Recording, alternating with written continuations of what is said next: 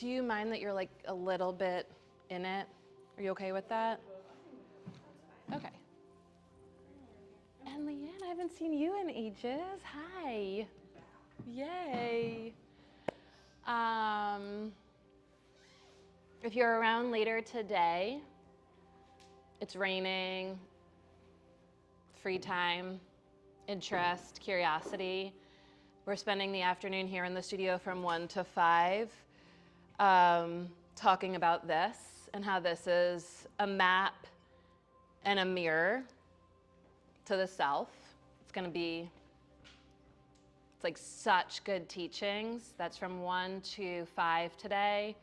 I think it costs something, but if cost is a barrier, don't not come if you're interested. And just know that's like always the policy here. Like if there's desire, there's interest, like obviously we have to keep the doors open, and I'm so appreciative and grateful to the ways in which every one of you contribute to that effort, to this endeavor of being in community, practicing yoga, physical practice, spiritual practice, contemplative practice as householders together. And if there's a desire and there's a will, but like society says there's not a means, that's not how we operate here. Like the door is open, the door is open. Come and go, starts when you get here, ends when you leave.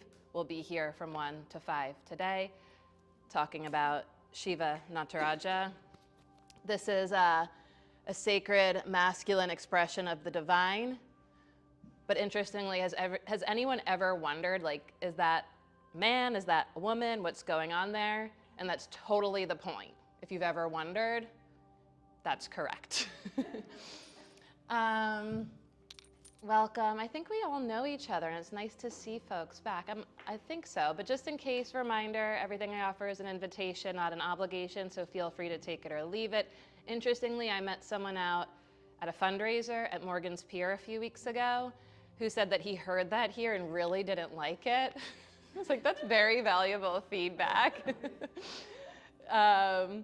And it's telling of a culture and society that is very steeped in the tradition of command and obey. So just know that when I'm offering something, it is an offering, it is not a command, but I am encouraging you to both find and honor the edges, your edges, and know that they're moving, that we look like structured beings, but we're actually not all that rigid. We're very fluid, as this image shows us. There's a lot of fluidity here.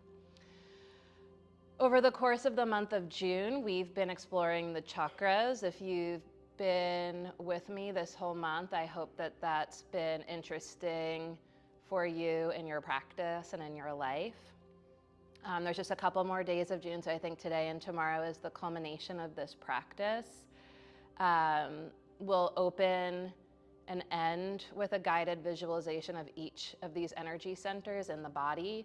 Just as a reminder, in the center of our being is an energetic channel known as the Sushumna Nadi. And it's a pillar of energy that is kind of just in front of, anterior to the spine and spinal column. And as we channel our awareness into that channel, the idea is that the channel grows and expands. So it's not only interior, but it fills us and surrounds us. Again, many of you have often heard me say my favorite sutra from the yoga tradition is the bliss of consciousness is attained through expansion of the center.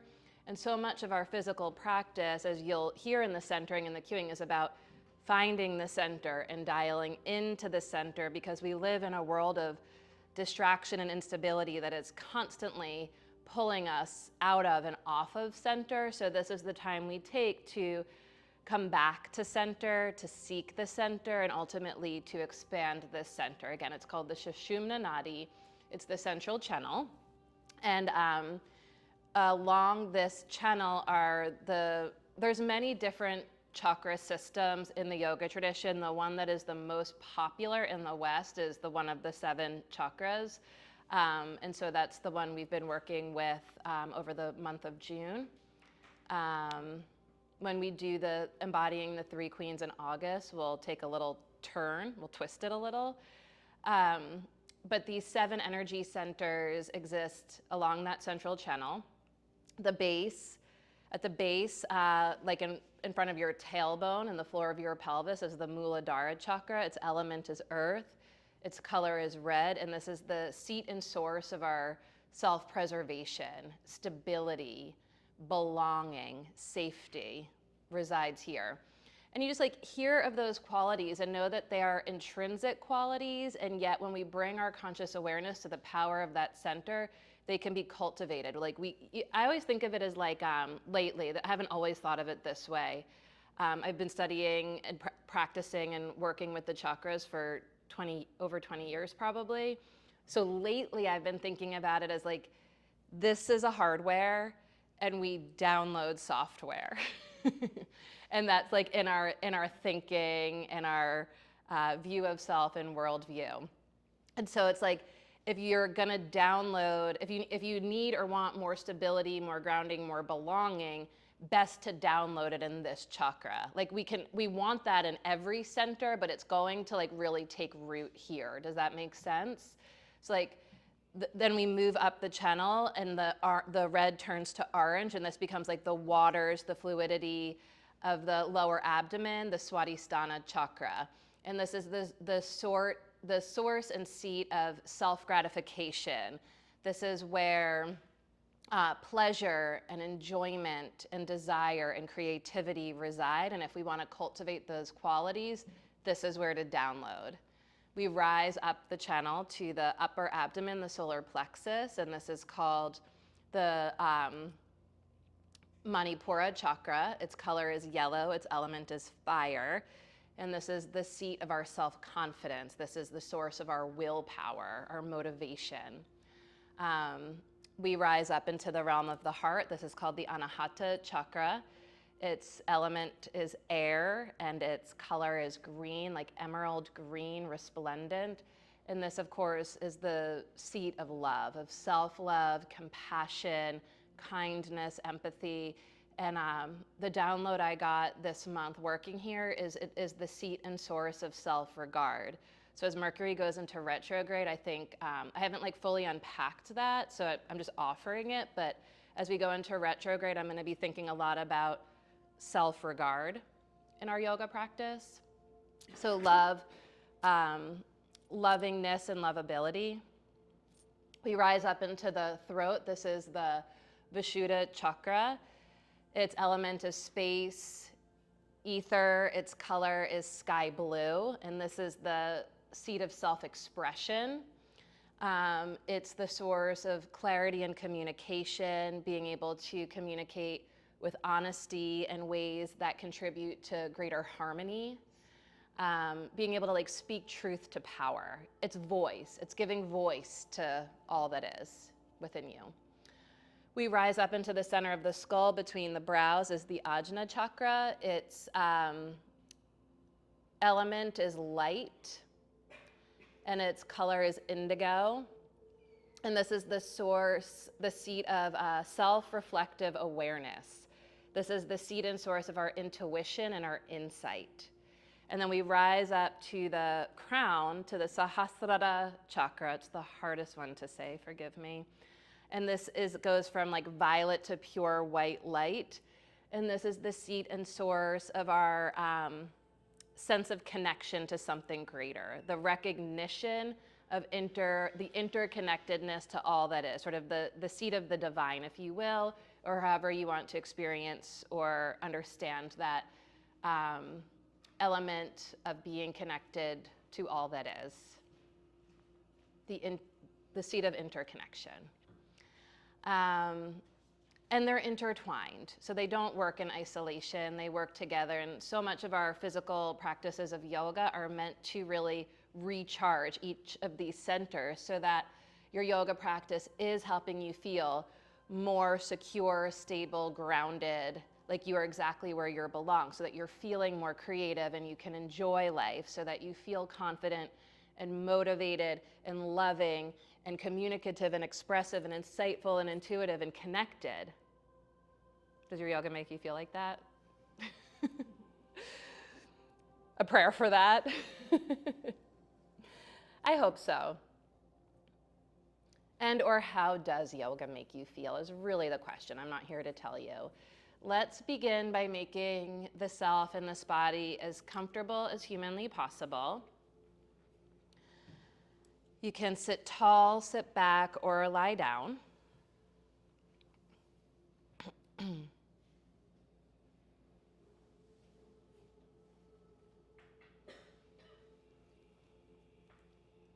Notice where you are and how you are.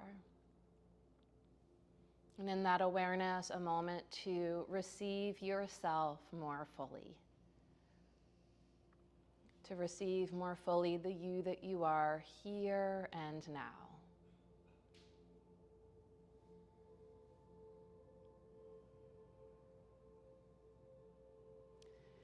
And so much of the self-reflective awareness around knowing what needs to be cultivated or focused on and then through the practices of yoga requires a recognition of what maybe feels out of sorts, misaligned.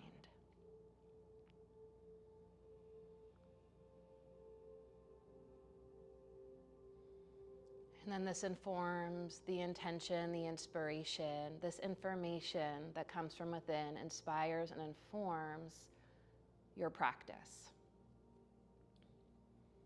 Are you needing to feel more stable, more gratification, pleasure, confidence, love and compassion, truthful, honest clarity, insightful, intuitive, connected?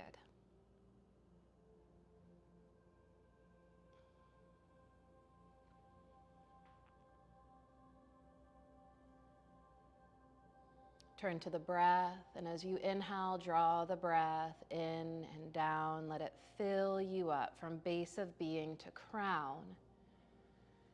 And as you exhale, feel the outer body soften.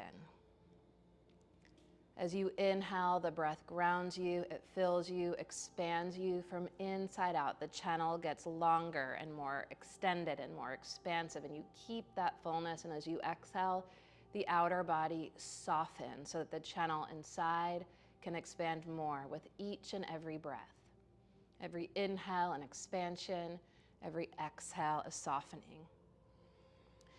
And as you soften the outer edges, that inner channel can extend itself and expand itself and emanate beyond the surface of your skin. And as the channel moves in and as and through you, you move in and as and through this channel. It holds you, supports you, enlivens you, connects you. Let the next breath guide you into the realm of the heart, where the voice of the true teacher resides, always present, intrinsically peaceful, utterly powerful and luminous. The voice of the heart is one of supreme love and divine wisdom, ever present. And as you attune to your heart of hearts, we'll bring the hands to heart center. If you're reclined, palm over palm. If you're seated, palm to palm in Anjali Mudra.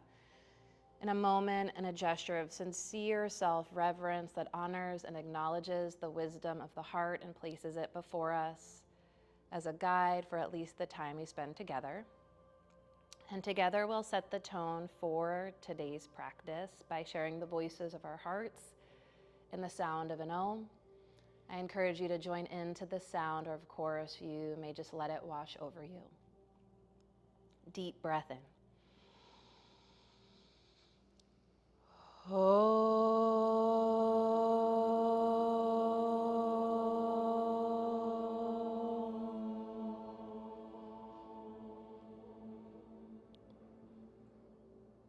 Beautiful. Bow to your heart. Keeping that connection inward, unwavering, release the hands, blink open the eyes. So when we chant in the beginning of class, if you're reclined, just please take your sweet time rolling to one side and pressing up to seated. It's an opening and activation of that Vishuddha chakra. And particularly in our tradition of yoga, like it's not just like very much not that like mine is the only voice in the room that matters. Like it really is, when we join the voices, it's like we really are in this together.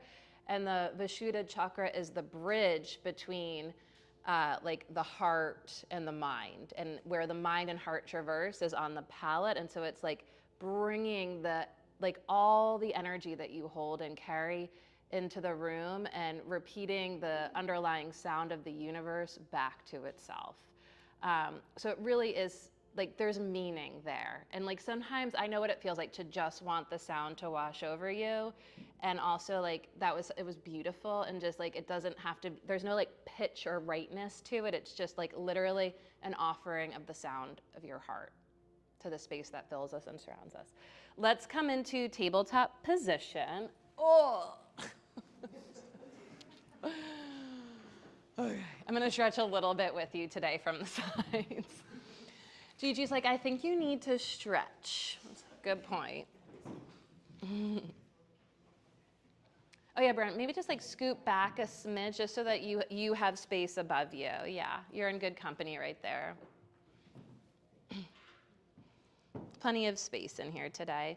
Just begin by linking breath and movement in the ways that naturally feel good.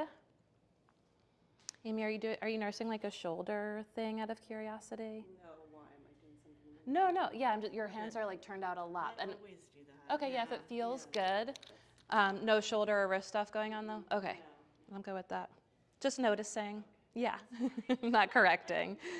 Just link breath and movement in the ways that naturally feel good. And as you do so, please notice what you feel, how it feels, where you feel it. Like just starting to take it all in.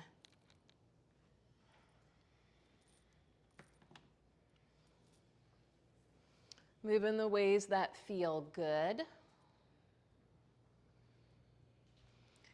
And when you're ready, let it be like really guided by the somatic, by the visceral. We'll meet in downward facing dog. Here we take that base of being, that red earth energy of the Muladhara chakra towards the sky. And from the bottom of the heart center, push through the arms, through the fingertips, into the earth. Don't just think like onto the mat or onto the earth. Really think like into the earth. Lift your heels up high and see how that lifts the Muladhara chakra even higher to the sky. You can even bend your knees a little bit and stick your butt out. Keep that. Draw the bottom ribs in front towards the back of your body. And now press your thigh bones up to the sky to straighten the legs. So think up more than back. And keeping that, send the heels towards the earth. And feel the whole outer form stretching to make more space for the inner body to expand. Find your breath. And on an inhale, float the right leg straight up and back. Look between your hands. Exhale, catch your lunge. Feel both feet on the ground. So just a moment to feel grounded and stable. And as you inhale, reach the arms forward and up. This hurts.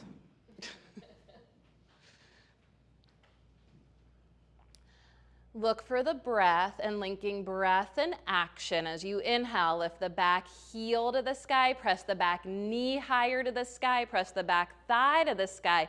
Feel your back leg get straighter, stronger, and more lifted. And keeping the back leg straight, strong, and lifting, bend the front leg deeper.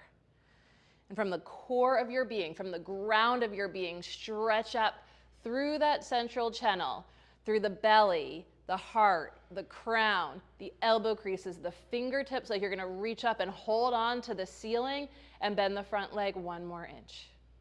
On an exhale, plant the hands, downward facing dog. Offer it to the breath to heart, meaning the light of your awareness. Breath to heart, heart to mind, mind to body. As you inhale, float the left leg high to the sky. And as you exhale, catch your lunge. And on an inhale, reach up. Feel both feet on the ground, belly breathing. Deep belly breath in, feel your belly expand. As you exhale, feel the belly soften. Imagine you're holding a beach ball between your palms overhead. Press the back knee and thigh to the sky. Take the beach ball up and back. Bend the front leg deeper. Exhale, plant the hands. Downward facing dog.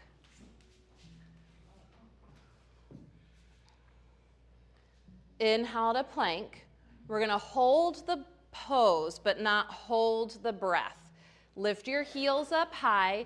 Press your knees and thighs to the sky. Press your hands down into the ground. Inhale, belly breath in, sides of the waist, back of the waist, expand. Exhale, contract the center. Big breath in. Slow breath out. Lift the thighs, lift the belly, push the hands down and forward. And on your next exhale, lower all the way down to the ground. Slowly, softly, sweetly. Make a pillow with your hands. Point the feet. Zip lock the legs together. The inner edges of the feet hug together. Big toe ball mounds, inner heels. Spin the inner knees and thighs towards the sky so you feel a little more weight on the outer fronts of the thighs. And then as you anchor the tailbone towards the floor, bring your forearms to the backs of your hands. I'm sorry, not your forearms. Bring your forehead to the backs of your hands. And big breath in. As you exhale here, can you send your tailbone towards the floor, belly button and bottom ribs towards the spine, and soften between the shoulder blades. Turn your head to the other side. Belly breath in and out. And really feeling for the expansion of the breath from inside out against the lap of the earth as you inhale. And as you exhale, a deep inner softening as you sort of drop into the lap of the earth as you exhale. Okay, again, are the feet all the way together like a serpent tail? Nice. Keep that. Bring your hands to frame your chest. So slightly behind your shoulders, a little bit wider. And just, without even lifting the chest, press your hands down. Can you feel the front of the shoulders lift? Nice, Noelle. Open your elbows a little bit. Yes, just a little. Press the hands down.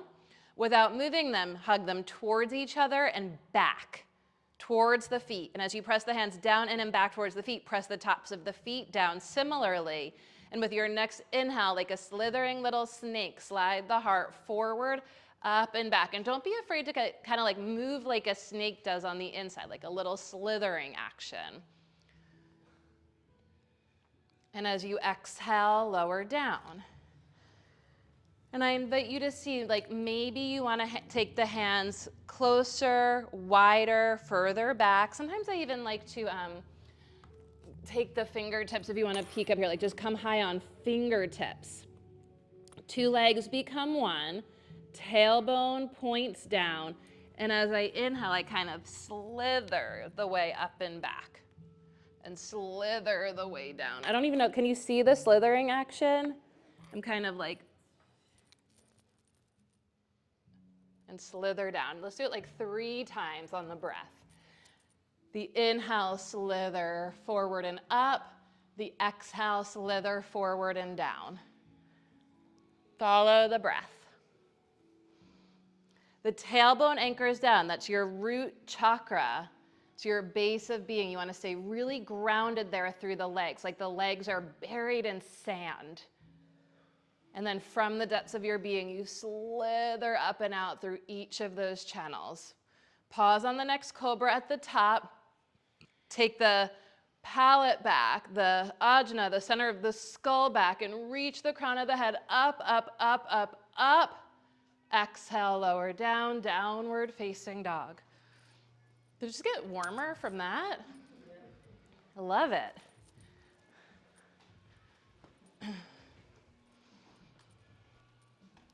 Breath to heart, heart to mind, mind to body. On the inhale, float the right leg to the sky.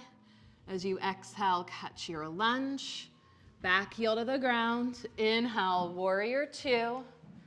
Feel both feet on the ground.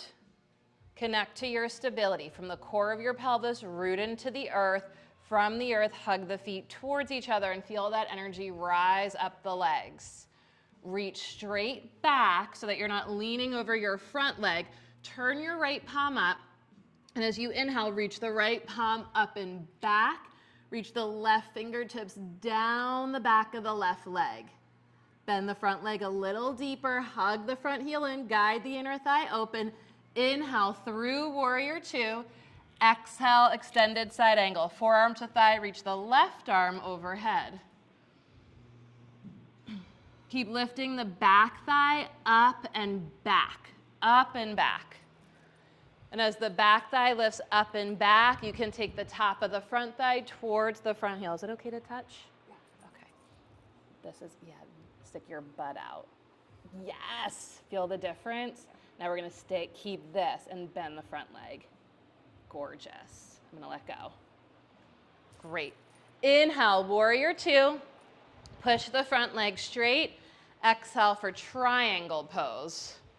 Right fingertips to the floor or the block. Offer it to the breath, breath to heart, heart to mind, mind to body. That's dialing into center. And then linking breath and action as you inhale, hug the feet to the midline, feel the legs engage. And as you exhale from the core of the pelvis, push through the legs to extend through the spine and the crown. Breathing, belly breathing. Fran, I'm right behind you. You okay there? Mm-hmm. On the exhale, touch the floor, downward facing dog. And just take a moment to pedal the feet, to pause, to feel, to notice the difference from side to side, if any. The hope, the intention is that the difference from side to side is that the physical is a strategy that makes more space through the fabric of the body, that allows the light of awareness to flow more deeply, more fully, more freely, more consciously in you, as you, through you. Notice if the light of self-reflective awareness sees into and through the fabric of the body more fully, more deeply, more clearly, perhaps more on one side than the other. On the inhale, float the left leg to the sky. Exhale, catch your lunge. Spin the back heel to the earth. Inhale for warrior two. Front knee and toes point straight ahead. Notice if you're leaning over the front leg, reach back through the arm to bring your torso more to center. Pull your back foot forward as you reach back. Bend the front leg deeper. Flip the front palm to the sky. And reverse the warrior. Reach the left arm up and back. Breathe, breathe, breathe. Is it okay to touch? Push me towards the floor. Can you, yeah, this with this hand. Yes. Inhale, warrior two. Exhale, left forearm to left thigh. Reach the right arm overhead. Gorgeous. One long line of energy down through the right leg as you extend through the left arm and push me towards the floor. This is so pretty. Make your arm straighter. Yes, and push me towards the floor. Draw your ribs back, tailbone down. Good. Inhale, warrior two. Push the front leg straight. Whew. Triangle pose on your exhale. Push through the legs. Again, not onto the mat, but into the earth. Like the feet are buried in sand. And then the pubic bone goes back in space and the tailbone anchors down, and it's like you're plugging into your ground outlet, your ground of power. And as you root down through the tailbone and pubic bone, there's an extension all the way up through the central channel, all the way out through the crown of the head. Belly breathing. Take this thigh back like you're sticking your butt out. More, more, more. Yes. One more breath, belly breath. On the exhale, touch the floor. downward facing dog. Look for the breath and let the breath carry you through this linking vinyasa in the style of you, in a way that you enjoy, that gratifies. Inhale, forward, exhale, lower, inhale, rise, just like you're dancing with the breath. Let the breath take the lead. Try not to step on the toes of the breath. One more time on repeat. Let the breath carry you, guide you, lead you through a linking vinyasa in a way that you enjoy.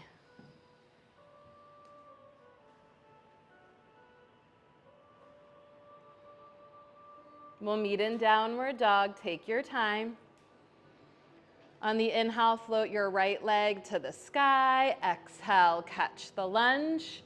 Pivot your feet to the left for a wide-legged forward fold. You can bring your blocks with you if you like. We'll bend into the left leg just until we feel a stretch through the inner right thigh. Take a breath, take a beat. Push the left leg straight, bend into the right leg just until you feel a stretch through the inner left thigh. Push the right leg straight. Turn the left knee and toes through lunge. Spin the back heel to the ground, or just keep the back heel grounded. Rest your torso on your front thigh and reach the arms up and back. Draw the shoulders together. Even let's bring the hands to the hips and point the elbows towards the sky and try to squeeze the elbows together. Touch the floor, turn the left knee and toes in, turn the right knee and toes through lunge. Rest your torso, your belly on your front leg, back heel to the ground. Bring your hands to your hips, hug the shoulder blades together, squeeze the elbows together behind you. With your hands on your hips, you can squeeze the hips in and down towards the floor. And as you hug the shoulder blades together, from the base of your spine, extend through the crown of your head. Good. Exhale, touch the floor, step back to downward facing dog. On the inhale, follow your breath, left leg to the sky. Exhale, catch your lunge. Pivot your feet to the right for a wide-legged forward fold. This time, find your strap or interlace your hands behind you for a shoulder stretch. Hug the shoulder blades together. Let the face be soft. Let the head be heavy.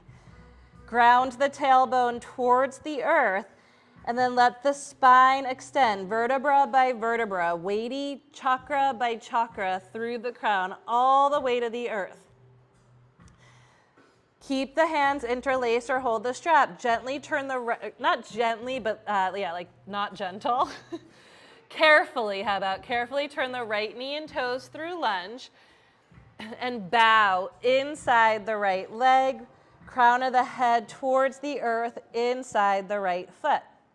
Push the right leg towards straight, turn the right toes in. If hands are interlaced, option to switch the interlace of the hands. Turn the left knee and toes through lunge and bow inside the left leg. Humble warrior, humble warrior. Gently release the hands, carefully rather, step it back to downward dog. From a newfound awareness of connection to the space between the shoulder blades, from right there, the back bottom of your heart, push through the arms to launch through the hips, ground through the heels. Inhale to plank. Exhale, lower. Inhale for cobra, cobra dog, up dog if you feel ready. Exhale to downward facing dog. On the inhale, float the right leg to the sky. Exhale, step it through to lunge. Pivot your feet to the left for the wide-legged forward fold, mindful of head to butt ratio here if space allows. As you inhale, get long through the spine, press the thighs back. As you exhale, fold a little deeper. Notice where your blanket is, and you can put it like inside your right foot. We're gonna pivot to the lunge, left leg and lunge towards the back of the mat. Lower the back knee, which is now your right knee, down, padding as needed. Bring your fingertips to floor or blocks high inside your left foot, and then bending your right leg, right hand for right foot for a thigh stretch. Activate the back foot. Press the back knee down and forward as you take your butt and the top of your thigh, your right thigh, back to your right heel. And as the top of your right thigh goes back, bend the front leg deeper. If you feel steady, left hand to left thigh, or you can interlace your hands over the back of your right foot. And as you press the back knee down and forward, draw the shoulders up and back, kick the foot back into the hand or hands. Gently release. Pivot to wide-legged forward fold, turn to the right. Get long through the spine and then fold between your legs. Turn the right knee and toes through lunge. Take your blocks high, framing the right foot or inside the right foot. And as you lower the back knee down, walk your back knee back as much as you can, and right at your edge, shift your hips back for runner's stretch. Just in case. You can walk the blocks back to walk your back knee back. Press the front heel down and back. Even with your right hand, maybe catch the right hip crease. And with your own right hand, like pull the right hip crease back. Little micro bend here. And rather than pressing the knee down, press your thigh bone down. Bend the front leg. You could scooch the back knee in and step it back to downward facing dog. Again, check it out. Maybe, hopefully, there is a difference from side to side. All that newfound space here today, found in the now. Spoiler alert, gone tomorrow. Am I right? That's why we practice. It's for the sake of itself. It's not a means to an end. It's really for the sake of itself, to find and feel and savor and delight in the space that can be found, the hidden spaces, to delight in the hidden spaces. Let's take the inhale to float the left leg to the sky, the exhale to catch your lunge. Pivot the feet to the right for your wide-legged forward fold. I gotta say, this is my favorite pose lately.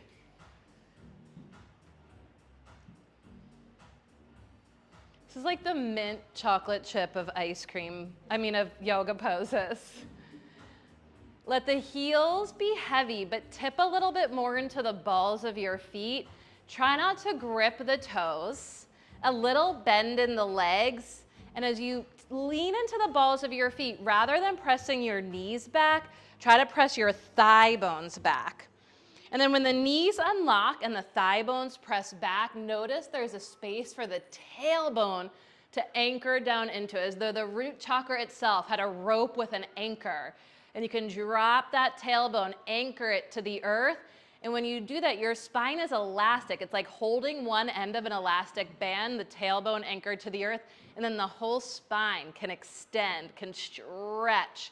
And like the head is a heavy thing on the other end towards the earth.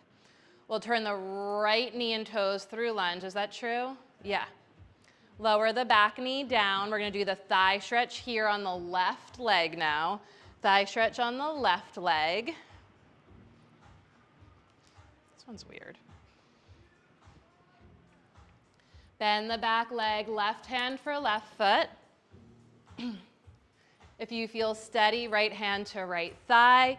Again, similar to like in warrior poses, notice if you're leaning, falling down on your front leg. And if you can bring your right hand to your right thigh, can you push your hand into your leg to kind of pull your torso up and back?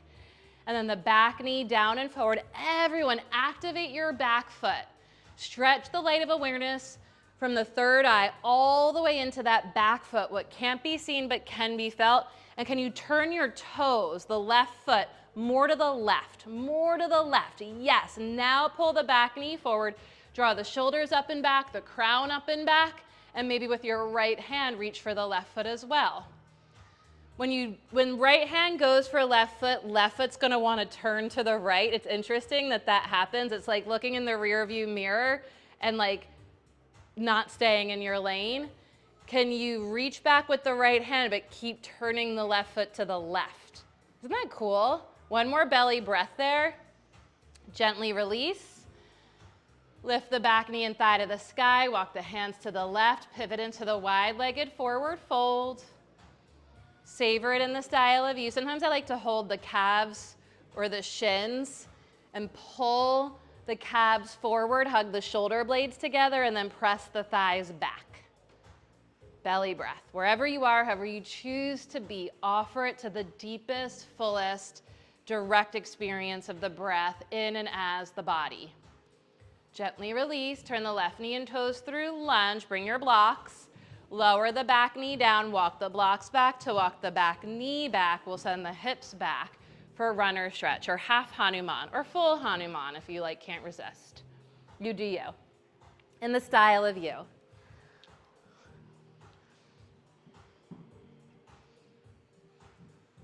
Belly breathing. Wherever you are, flex the front foot. Press the heel down and back, lift the knee up, press the thigh down, and with your left hand, pull the left hip crease back. Wah. Belly breath. Soften the brow, the jaw, the throat, the neck, the shoulders. Belly breath. And then walk the back knee in. Bend the front leg, pass through lunge, take it to downward facing dog. Rest in dog, rest in child's pose, or again, let the breath lead the dance, let the breath lead you through a linking vinyasa in the style that delights you. Delight in the breath as it moves the body. You okay? Yeah.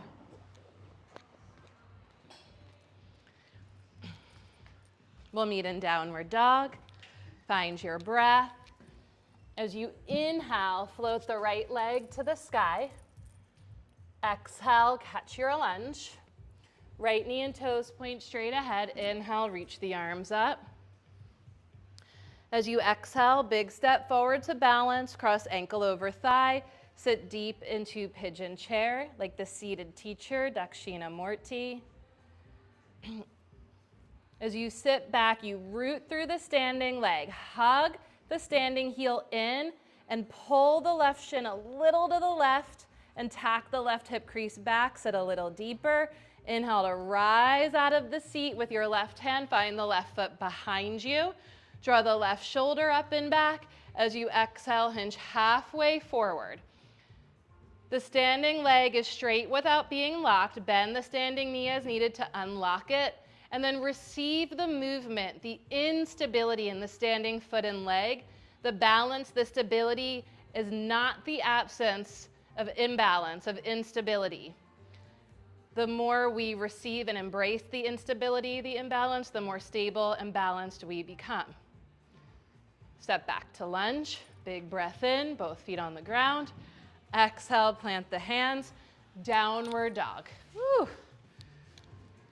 Breath to heart, heart to mind, mind to body. As you inhale, float the left leg to the sky.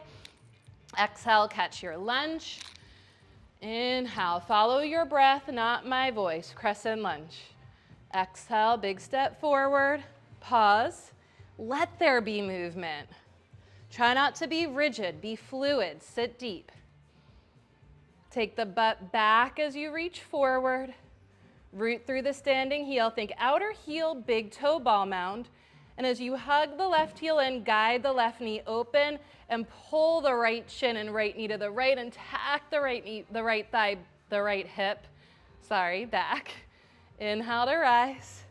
Right hand finds the right foot. Remember to keep the right foot active. Right toes turn to the right as the right knee hugs to the midline. Hinge forward, breathe. Try not to resist the instability. It makes us rigid, inflexible. If we embrace the instability, we can adapt and we can balance. Step it back. Both feet on the ground, hallelujah, big breath in. Exhale, plant the hands, downward dog. Inhale to plank. Exhale to lower.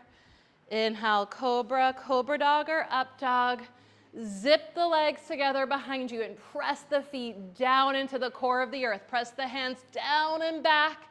Slide the crown up and back. Exhale, downward dog.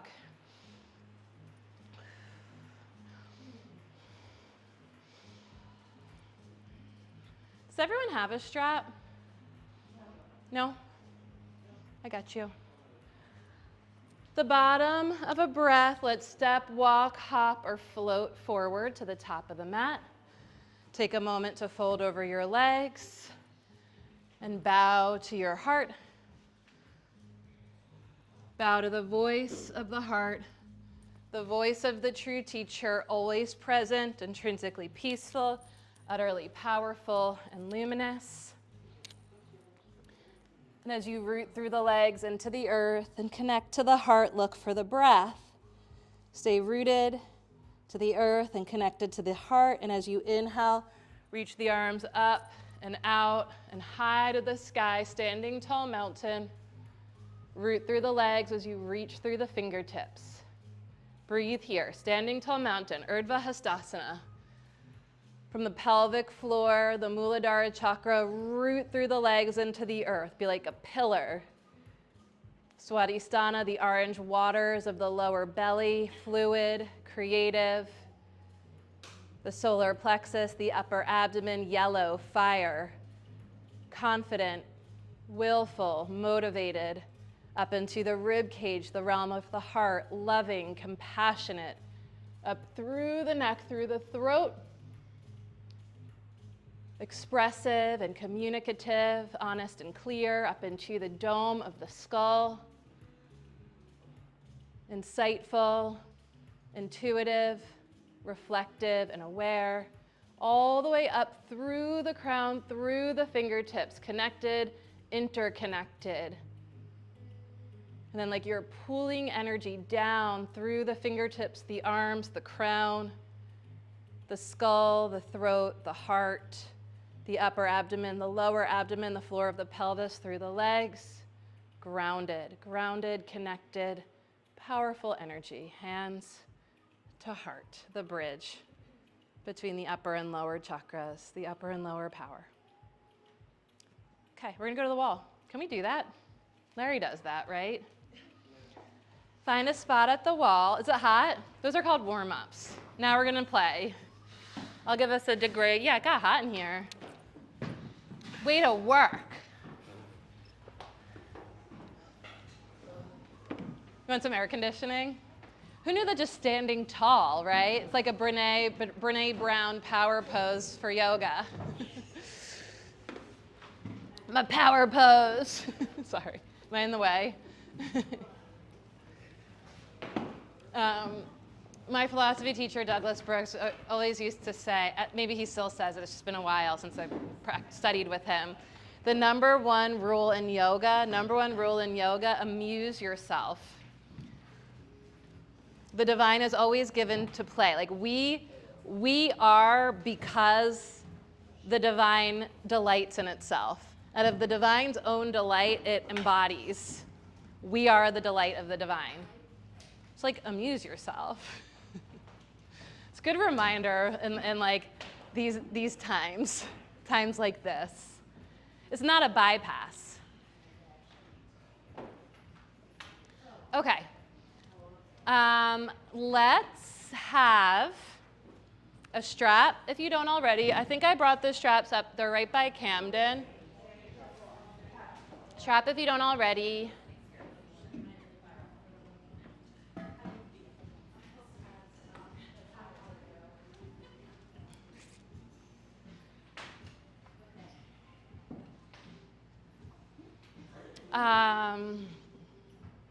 L pose.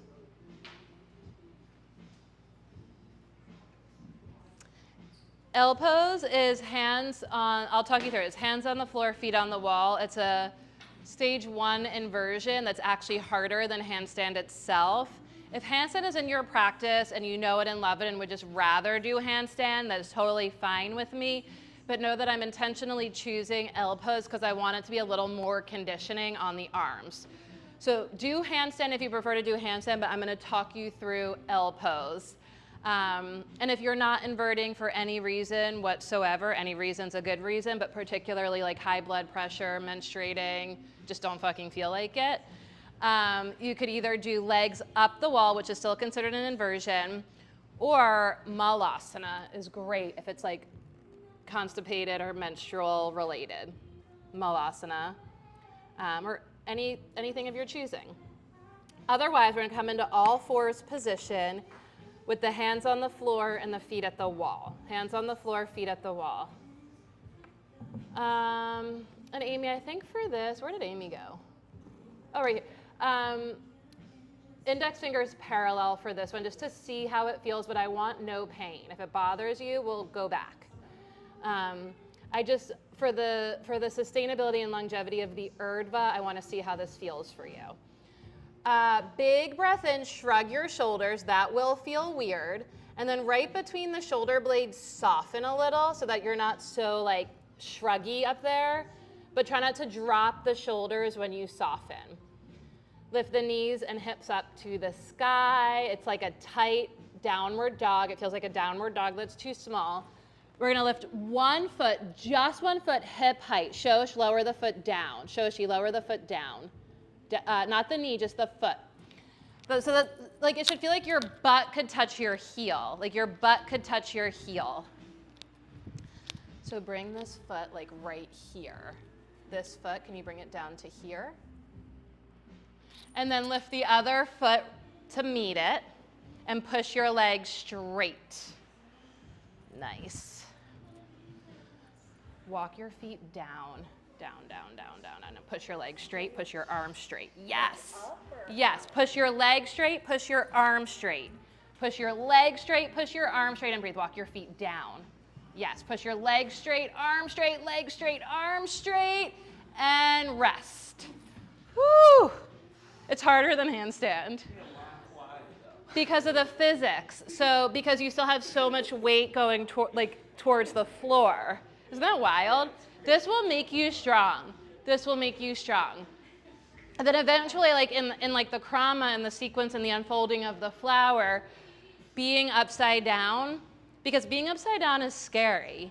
When you can sustain this, it will build the confidence that you could sustain anything, and it won't be so fearful to kick upside down, especially because like we can mentally program you to understand. It's called indoctrination.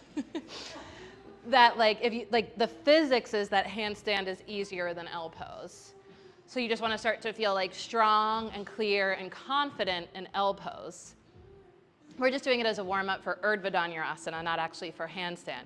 Because this is the closest, like, does everyone know what Urdhva Dhanurasana is? The back bend with like arms straight. Sometimes people call that wheel pose. Wheel pose is actually Chakrasana, much harder. It's like a harder version of upward facing bow pose. And this is that position is very strange. Like there is not actually, like when you're sequencing a yoga classes for the teachers or like seasoned practitioners in the room, you want to try to do poses that warm up the body for that pose that you're going toward. But other than handstand, there's really no other pose that prepares the body for Urdhva like the upper body being weight bearing in handstand. Does that make sense? And like eventually you could actually go from handstand into Urdhva Dhanurasana. Does that sound crazy to anyone? But it's actually a way easier and more delightful way in. It just requires a lot more confidence and courage. Like if you can do Urdhva and you could do handstand, it's a more gentle way into Urdhva than having to like that getting off the ground in Urdhva is the hard part. But if you can do Cobra with straight arms and you could do L pose with straight arms, you actually have the ingredients, the pieces to do Urdhva Dhanurasana. It's just that hoist that fucking sucks. But life is heavy lifting. Spoiler alert for the youth in the room. Life is heavy lifting. Okay, so Can we do it one more time? And maybe, this isn't like a competition with yourself, but can we call it 7 breaths? And the idea is like just 7 breaths, if that's like all you can think of there, which is plenty. And if it's sustainable, you go root, like red, orange, yellow, green, sky blue, indigo, violet, white, like just the colors of the rainbow, a red breath, an orange breath, so you're traveling this inner bioenergetic system. Or you could go like stable, creative, confident, loving, communicative, insightful, connected, like whatever, just like have a seed. We call it like a seed that connects you to each of your power centers, and give a breath to each seed. It could be a color, it could be a feeling, it can be a breath. It could just be, the breath contains it all. Is that too much or too little? Too much. Table pose. You're driving. So if the first few breaths feel slow and sustainable and losing steam, just quicker breaths, 7 breaths. When you're ready, this tightish downward dog.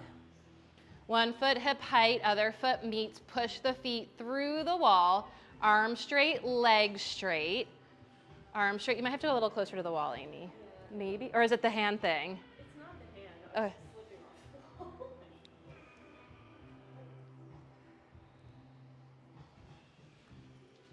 Okay, and then butt to the sky. You're slipping. Oh, Yeah, I can okay. see it that way. Oh, well, that's why it was okay. Arms straight, legs straight, your 7 breaths at your pace. The pace can change, pace yourself.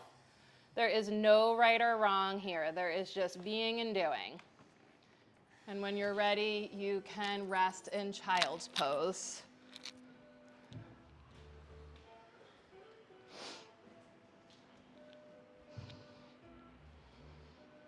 Questions, comments, concerns, conundrums?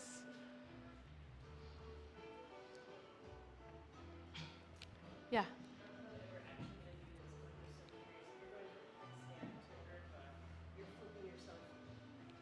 Yeah.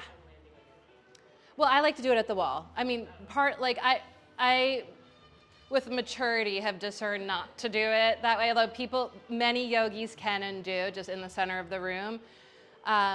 In my 20s, my issue is that I couldn't balance in handstand, so I would just go over into Urdhva Dhanurasana, and it was fine because my body could do that, but it wasn't like super graceful. But like, can I use your mat? It might just help to see, and like you could watch me be scared about it. Keisha's seen me do this a million times, and I get scared every time, don't I? Like never. And the Abhaya Mudra on the statue, we'll talk to this. Gigi really wants her flag back. Gigi's Barbie dream house is becoming a collection of pride flags, which I think is really cute. She's allowing Shiva to borrow her pride flag for June, this one pride flag. But he's doing, his arm that's holding the pride flag is known as a Abhaya Mudra. And it is often, I won't say incorrectly, but it's often called like no fear mudra or have no fear. In our tradition, it's called like never without your fears. Like never don't be a little afraid. That's what our mudra, like, and that the fear is a good thing. It points to your wisdom and your courage. Like if we weren't afraid of something, there would be no source, no root, no foundation for courage. And our yoga is really the path of the engaged heart. The word courage literally means to engage your heart. So watch me freak out. So in order to safely do this, also I haven't done a physical practice, I guess, since Monday. Were we together on Monday? I don't even know what we did on Monday. You have to be leg length distance, and this is the part that freaks me out. Because my legs are really long, and I don't think I'm that tall.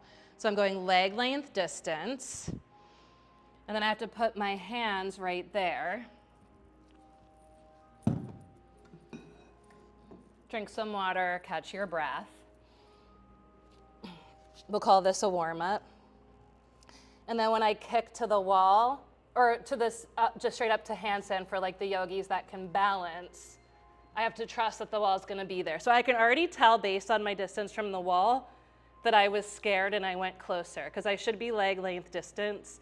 I'm a little too close. So I'm too close, this is gonna be harder. Ugh. It's deep. But I didn't have to do. Ugh. Ugh, that's hard. That's harder. That's harder. Actually, didn't mean to make it look that easy. And it wasn't. It wasn't. I don't know if it looked easy or not. It's the trusting that the wall is going to be there. And when you're upright, you all knew and remembered that the wall wasn't going anywhere, but there is still something that happens when I'm upside down and I go to kick. There's a moment of the wall's not going to be there. That might be my mother wound, known as neglect. So I inched a little closer. Probably about half of us have that one. The other half of us have the too much nurture, the smother wound. Smother, the neglect. We all have it. It's the original one. It's what ultimately got us to yoga. So if you can do L pose and you could do cobra pose, because when I kick to the wall, I'm in cobra. And then I walk the feet down and I'm in Urdhva. The reason it's easier is because it's a different relation to gravity.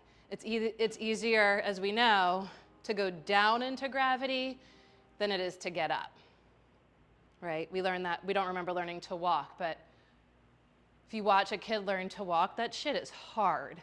It is hard work. When kids are learning to walk, they're exhausted. I was in the studio when Gigi took her first steps at Fran's house.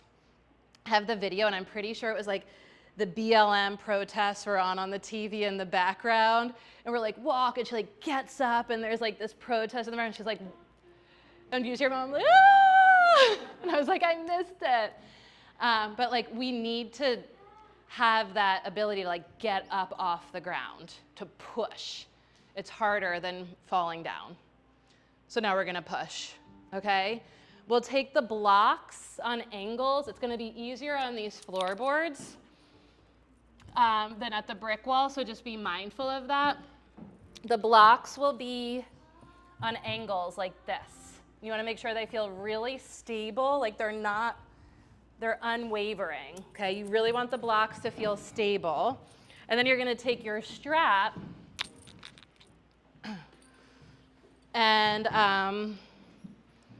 also, like, because it's a mixed level class, so that's always the invitation. Like, mixed means we can practice together and we can each have our own practice and practice together. We can move differently and still move together. So for those of you who love handstand and love Urdhva Dhanurasana, if you want to play with leg length distance and walking down. And then what I didn't show, if I hadn't been too close to the wall, if I had really trusted myself more and the wall more, and been actually far enough away, then you could actually walk your feet back up the wall and kick back over, okay? So if that suits you, if that sounds interesting to you, go for it.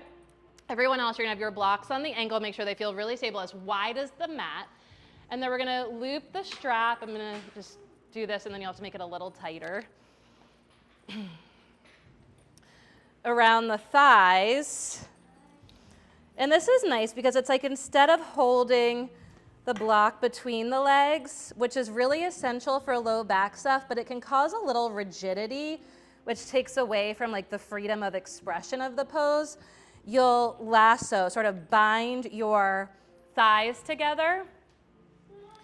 And if low back stuff isn't necessarily an issue for you, I might even invite you, again, like I don't want to say more advanced, but like a little more spicy maybe, to bind your calves together.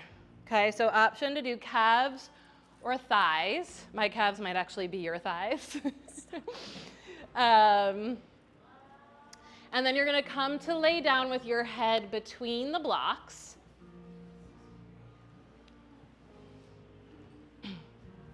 Knees bent, feet on the floor, right underneath your knees. So you might want to take the blocks a little wider. How'd it go? Yeah, but you did it. And like, the sweet thing is like such a seasoned, beautiful, fluent practitioner. And she's in it, and the mouth is smiling, and the eyes say terror. She's okay, though. You're okay, right?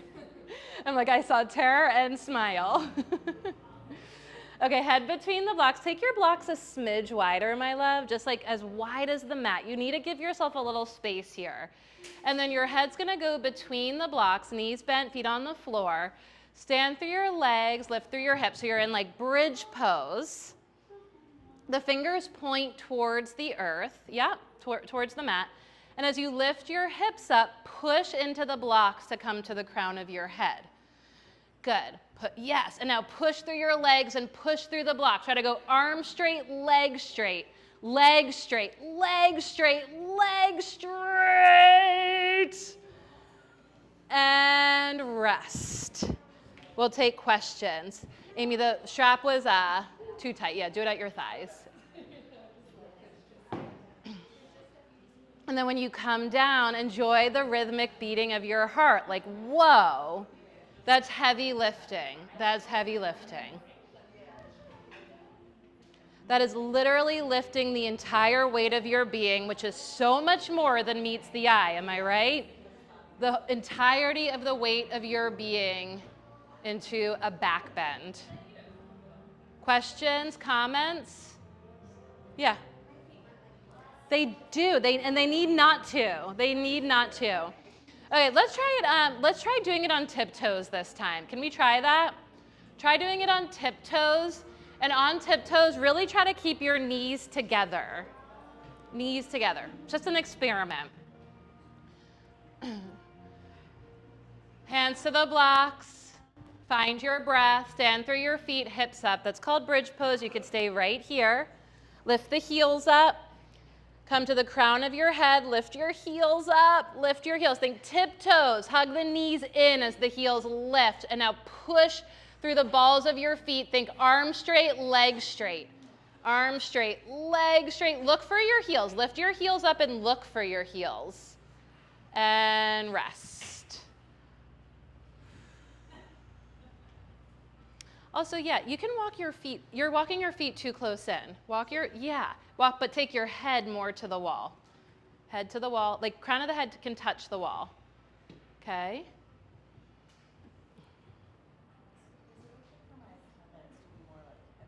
Yeah, legs hips width. Okay. Yes, feel the difference. And what happens if you lift your heels up and look for your heels? Oh, yes, yes. That's a different pose. Looking for your heels like that way. Yes, yes, exactly. Like what? Yeah. Questions, comments, concerns? Okay, so that's called upward facing bow pose. Sometimes people call it wheel pose. Fact check right here, right now. Wheel pose chakrasana is that pose with arms straight and legs straight. To do that, the precondition is arms straight. And if you can get your arms straight, then try walking your feet out instead of in. Walk your feet out enough to get your legs straight. This is the final one. This will make 3, right? I'm sorry, not like not toes out. Were you asking what does that mean? Yeah, I'll show. Wider or? I'm going to show because I think that helps. Is it okay with you if I turn this sideways, side view? Okay, I don't know. Sorry, butt view.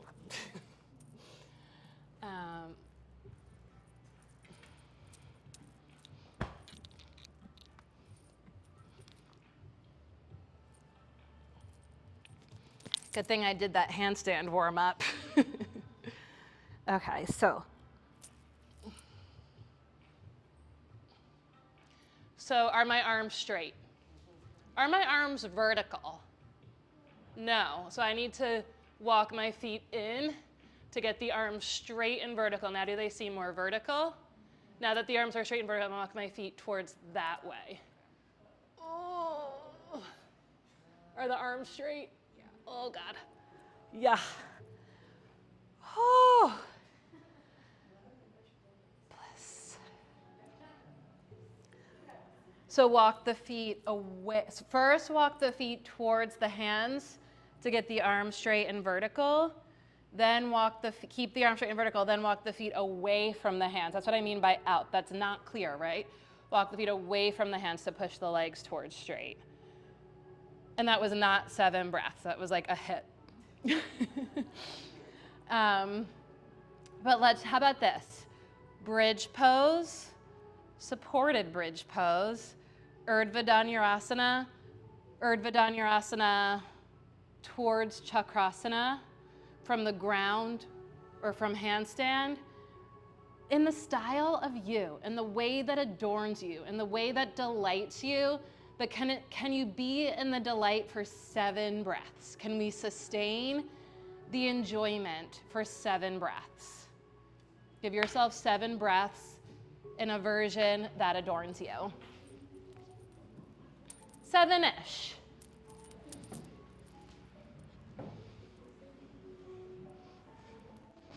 I love Yohav's version, like a heart bench, totally supported, to delight in 7 breaths.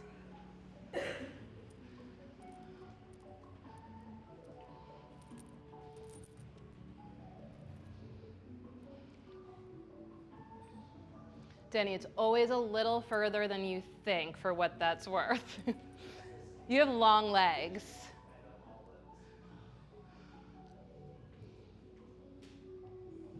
You got it. You got it. Arms stay straight, arms stay straight, arms stay straight.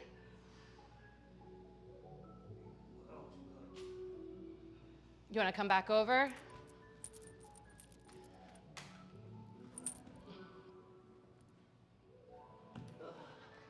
Too close. Too close.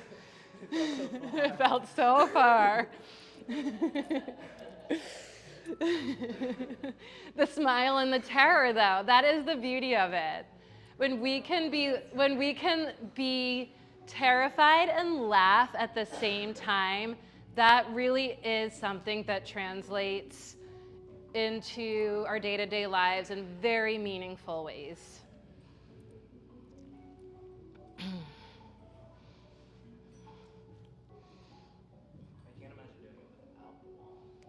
Well, you would just go over. I mean, that's the thing. We call that blind faith. That's called blind faith. It's not for nothing. I mean, gravity, the floor will be there. You will fall down. Okay. When you've done those 7 breaths, feel the weight of your being in the lap of the earth. Legs can be bent or straight. Like, just take a moment to make yourself as comfortable as humanly possible. And let's give this 7 breaths.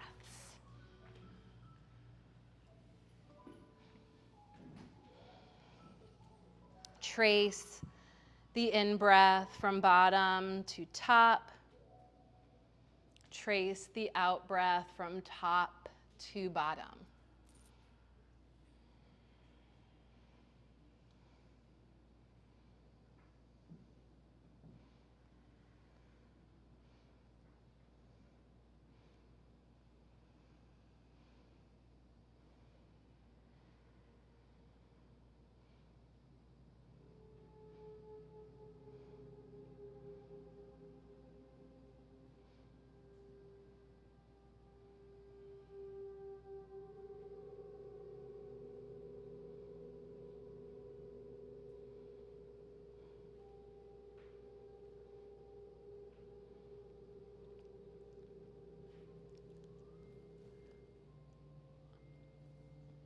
Okay, everyone has a strap now, is that true?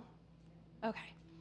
Find your strap, and in that transition, it's totally fine to be close to your neighbor here, but if you're feeling like you need or want a bit more space, take a moment to come off the wall, just a little bit or a lot of it. You're welcome to even come back to center. Basically what I'm trying to say is you can if you want, but you don't have to. So make a choice that like serves the delight.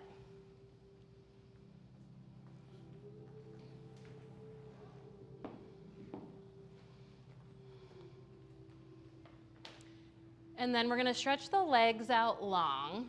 Bend the right leg in, take the strap across the ball of the right foot, and stretch the right leg to the sky.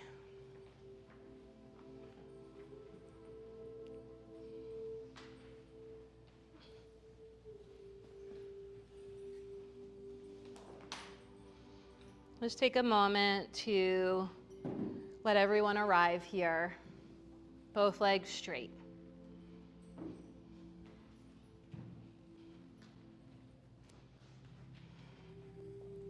It's okay to touch? Okay to touch, Shoshi? Yeah, you're good. I'm just gonna keep this leg down for you. Go ahead, hold your foot. Yeah, you got it.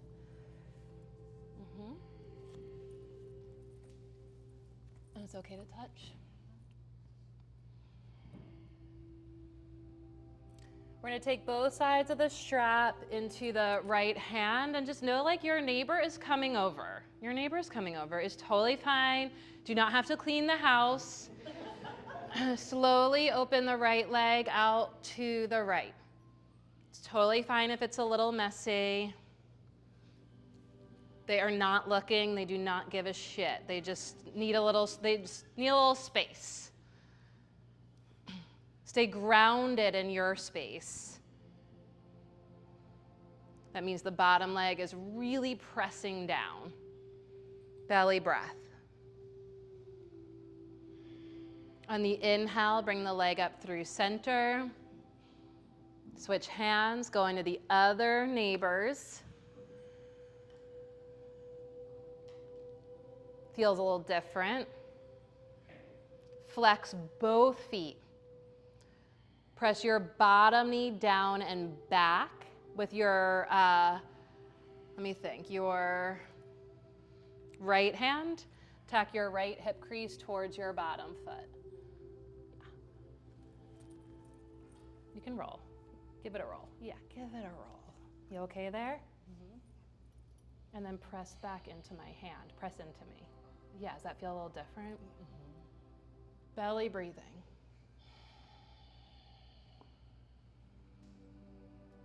And inhale the leg to center. And just note, like that's a hoist to lift that leg up, right? Did that feel like a hoist? Okay, now we're gonna take the leg back to the left. Right leg traverses the midline to the left. Belly breath. Yeah, you okay there? And rather than hoisting up, again, like lifting up away from gravity, this time we're just gonna release the strap, release the foot, and let it float down to the ground and roll onto your back. Is that different? So again, hard to imagine, but similar difference to pushing up into Urdhva Dhanurasana or dropping over from handstand. It's just easier to release into gravity.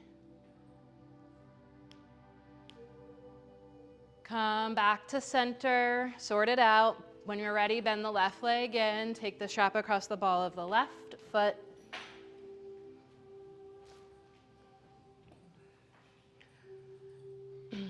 Take a moment to let everyone meet here.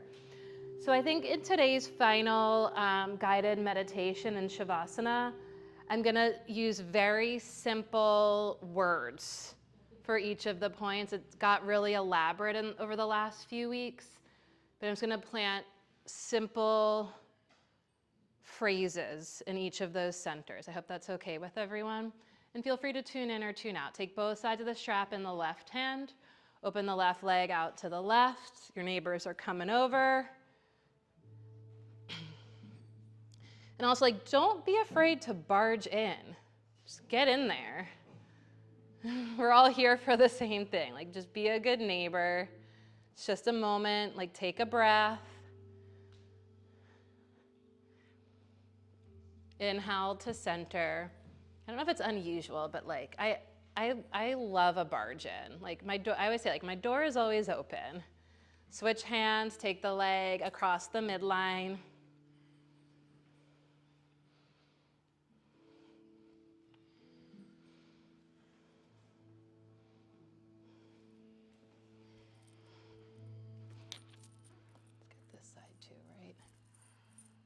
Press the bottom leg back and then press your top leg into me. Is it too much? Belly breathing. On the inhale, we're gonna hoist up, feel, tack the left hip crease back. On the exhale, we're going back to the left. To the right, left leg to the right. Belly breath. Amy, make the top leg straighter. Yes, feel the difference?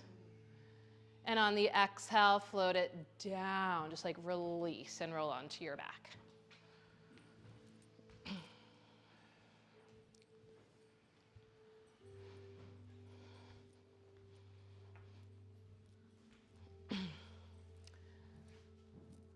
Bend the legs in towards the chest, thread the arms between the legs for happy baby. Hold the outer edges of the feet, the outer ankles or the outer shins, and really like playfully tip or rock from side to side. Notice if there's any resisting or holding back or holding on. If you need to adjust your placement so as to not barge in on your neighbors here, just take the moment, take the care to adjust your position, your location on the mat. And then really let it be like a playful, happy baby. Where can you let go a little bit more, and in loosening that grip on the who and how you are right here and now, maybe you stir up the bliss of the happy baby, the you that you were that really cannot possibly be consciously remembered. Seek that essential bliss. It is your nature.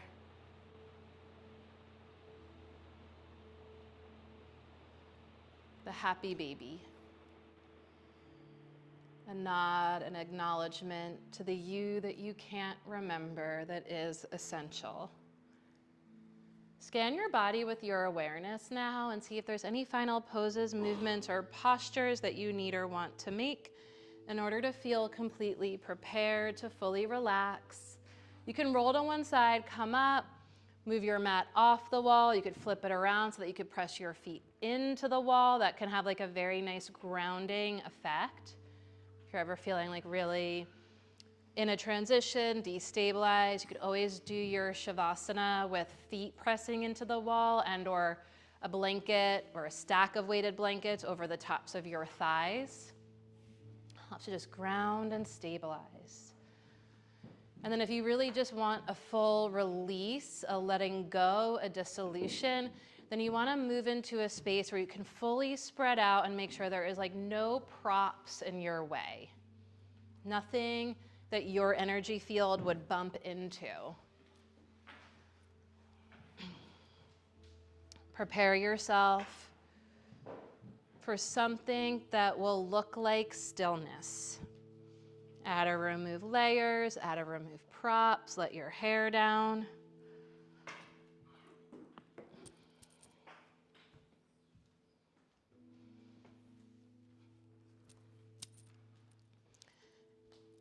And as you make your way into your version of stillness, look for the breath. We'll meet there.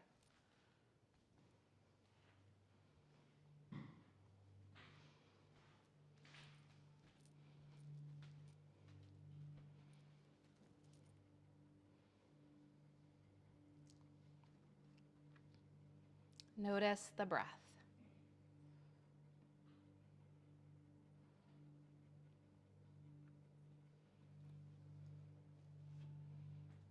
Invite a deeper breath in and a longer breath out.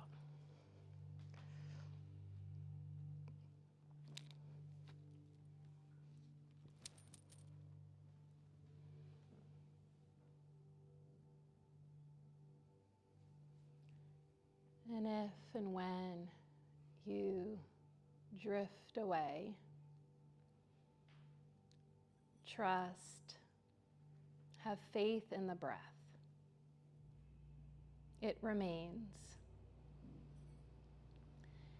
Even in the depths of stillness, the breath remains ever present.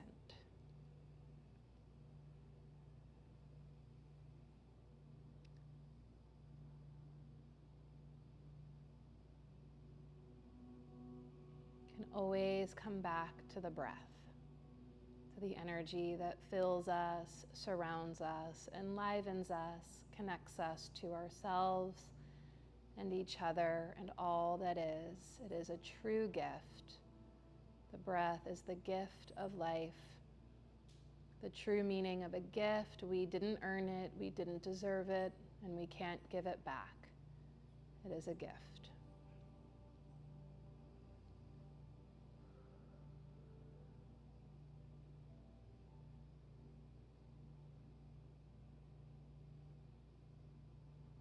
Receive the breath like it's the greatest gift of all time.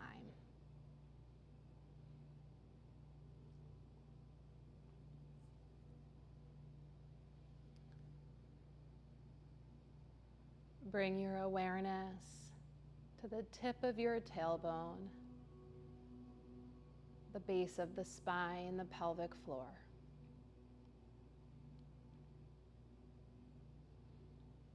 Red earth, stability.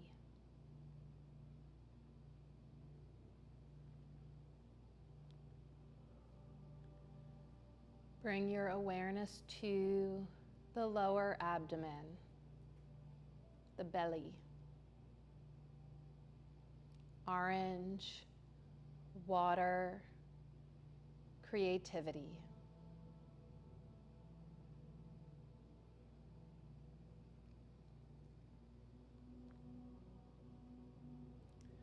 Bring your awareness to your upper abdomen, solar plexus.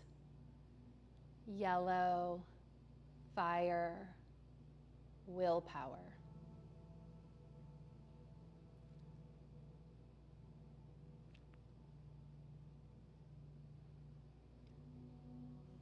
Bring your awareness to the heart center. Green, air, love.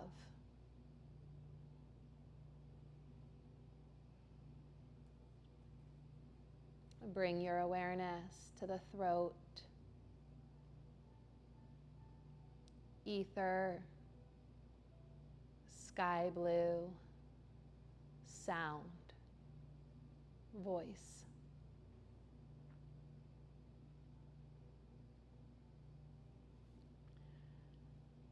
Bring your awareness to the third eye,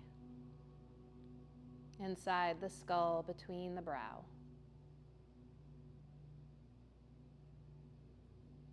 Indigo, light.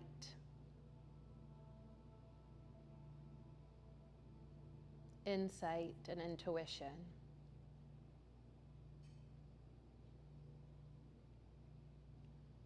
Bring your awareness to the crown, violet to pure white, divine connection.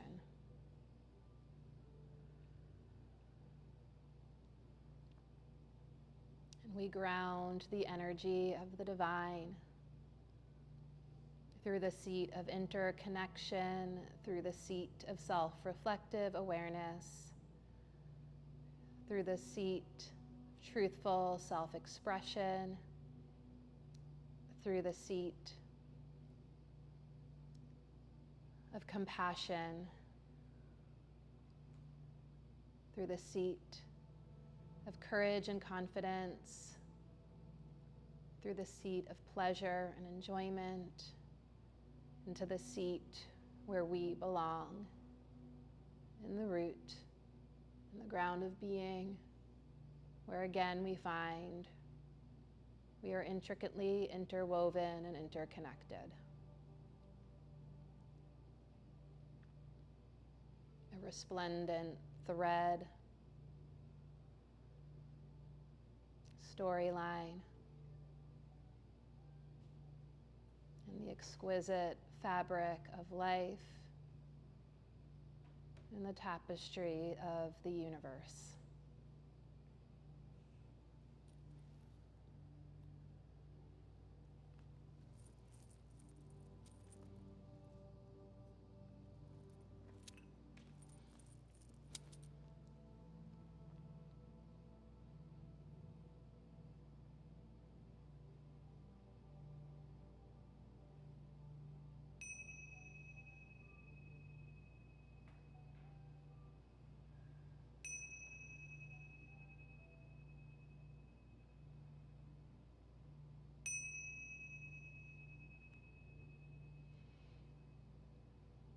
Receive the gift of life.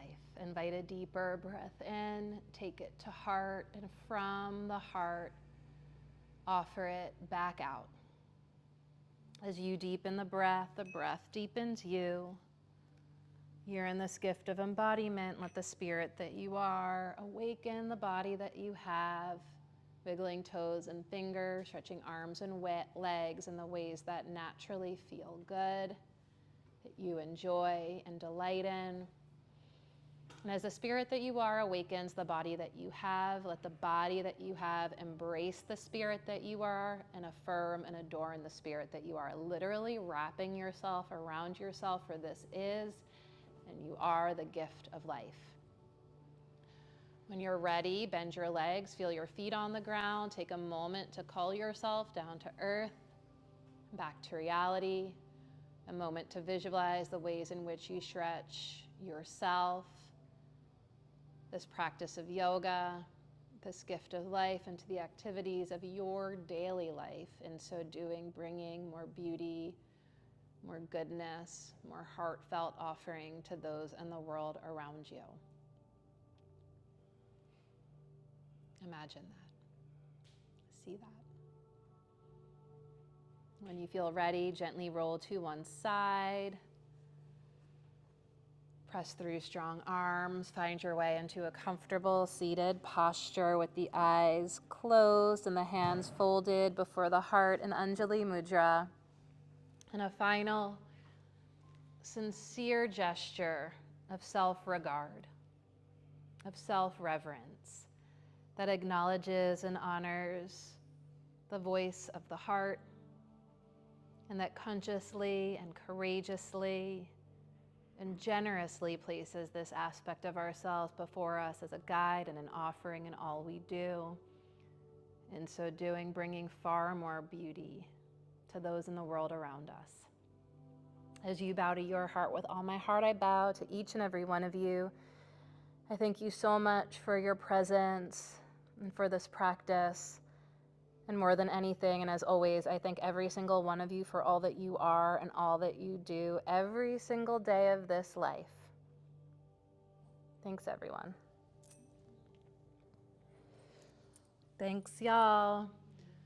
So that's a wrap on the chakras. I hope that it can live in and through the fabric of your body in ways that feel meaningful to you. There should be some of it. I'm not sure the quality. I've kind of neglected the YouTube channel, but there should be, if you want to return to any of it, it should be something of June should be on the YouTube. And we'll do it tomorrow night as well. It says intermediate advanced on the schedule. Do not let that deter you. Have no fear, but come with terror. Just kidding. Come with an open mind. It's not meant to dissuade you. There are no prerequisites, just an open heart and an open mind. And it's the last Monday night for the summer. So, yeah. Thanks again. Oh, and we're going to River Mountain Yoga Retreat Center in November. I'll be leading a yoga, hiking, and horseback riding retreat. It's driving distance, and it's intentionally timed right before the madness. So it's just before Thanksgiving, that week before, just a time to kind of reground, regroup, and get set, you know? If you have questions or interest, info's on the website. Feel free to reach out to me directly. And then the fitness and yoga retreat, which I maybe wasn't selling so well today. My trainer, KG Strong, and I collaborate on a fitness and yoga retreat in Mexico.